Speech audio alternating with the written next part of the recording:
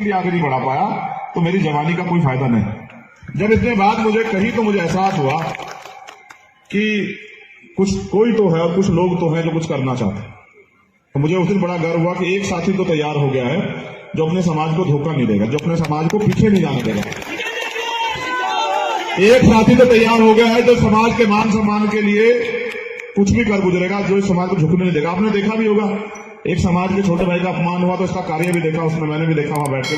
मैं मना करता रहता हूं, गुस्सा अच्छा नहीं होता, मगर ये उस दिन गुस्सा हो गया, फिर चला गया। फिर मैंने कहा कि ठीक है यार, कभी कभी स्वाभिमान सम्मान की लड़ाई में प्रदर्शन भी करना पड़ता है कि सामने वालों को एहसास हो। राजस्थान में तो बहुत वीडियो बनती है, जबरन वीडियो बना बना के प्रदर्शन करते हैं कि देखो ये तुम्हारे समाज के हालात है। खैर छोड़ो, उनका एक काम, सुधर जाएंगे। एक और बहादुर शेर जो है, जिसकी मैं प्रशंसा जितनी करूं कम। पहली बार मैं झूठ नहीं बोलता हूं, दूसरी बात मैं चावलों नहीं करता हूं। अगर ये गलत होते मैं दोनों के लिए नहीं बोलता। देखो मैं साफ आदमी हूं, मैं समझता हूं आने वाले 5 साल में, मैंने आज अपने साथियों से भी कहा था, फिर दोहरा रहा हूं, एक ऐसा राष्ट्रीय लीडर जिसकी छांव में समाज अपने आप को जैसा पिछले 100 साल में सुरक्षित महसूस नहीं किया, महसूस करेगा, मेरी गारंटी है, याद रखना। और मैं आपको ये नहीं कह रहा हूं कि इसको नेता मैं बना रहा हूं, नहीं, वो अपने काम से नेता बन रहा है। आज अगर मुझे दिल्ली में जरूरत होती है ना, मुझे कोई समस्या है तो मैं इनको फोन करता हूं कि भाई हिमांशु जी एक परेशानी होगी, जरा फोन कर देना। तो वो मुझे सपोर्ट करता है, वो कहता ठीक है भाई हो जाएगा कुछ देर के बाद। किसी को छुड़वाना हो, किसी को कुछ करवाना, तो मैं फोन नहीं करता हूं, ये फोन करते हैं। मैं इनको बोलता हूं कि नेताजी जरा मदद करा दो। तो मैं समझ रहा हूं कि नई लीडरशिप पैदा हो रही है, और मैंने देखा उसका डेडिकेशन। एक दिन मैंने उसको आजमाया, तो मैंने उससे एक सवाल छोड़ा उसके आगे, कुछ पैसे वैसों का। तो उसने कहा देखो भाई, हमारे नेता ने हमें बिकना नहीं सिखाया, तो जब हमारे नेता ने सिखाया तो हम लोग तो नहीं बिक सकते हैं। तो मुझे ये भी कंफर्म हुआ कि नहीं, एक और तैयार हो रहा है। तो मैं यही नोटिस कर रहा हूं क्या तैयार हो रहा है। अब मैं आपको कुछ बताता हूं, ये दोनों शख्स, इतिहास इनको याद रखेगा, मेरी बात को याद रखेगा। मैंने मान्यवर दीनदयाल वाल्मीकि जी को पढ़ा, वो यहीं पैदा हुए, और उनकी वजह से मान्यवर काशीराम साहब मूवमेंट में आए। मैं उनको गुरु का दर्जा देता हूं, क्यों? क्योंकि मान्यवर काशीराम साहब को उन्होंने दिशा दिखाई, वरना काशीराम साहब तो अपनी जिंदगी जी रहे थे क्लास 1 के अफसर होकर। मैंने ओम प्रकाश वाल्मीकि जी को पढ़ा, आपने जिसने पढ़ा ना, मेरी रूह तक हिल गई जिस दिन मैंने उनके संघर्ष को, उनके जीवन को पढ़ा, उनके किस्से को पढ़ा।